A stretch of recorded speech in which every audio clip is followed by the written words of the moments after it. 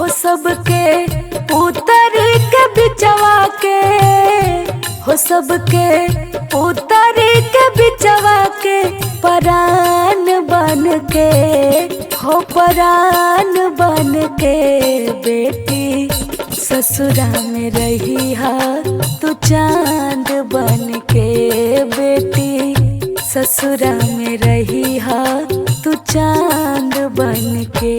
सासु के निस दिन चरण दबैहा, बेटी सबसे पाछे खैहा। ससुर के बाजी जब खरौआ, पानी धोवे के लैहा पौआ। ससुर के बाजी जब खरौआ, पानी धोवे के लैहा पौआ। रहिहा अगहन पुस महीनवा के, हो रहिहा अगहन पुस महीनवा के बिहान बन के, हो बिहान बन के बेटी ससुरा में रही हा तू चांद बन के, बेटी ससुरा में रही हा तू चांद बन के।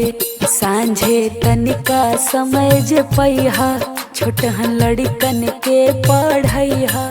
जब केहू के आहट पैहा, मुखड़ा घूंघट में छुपैहा। जब केहू के आहट पैहा, मुखड़ा घूंघट में छुपैहा।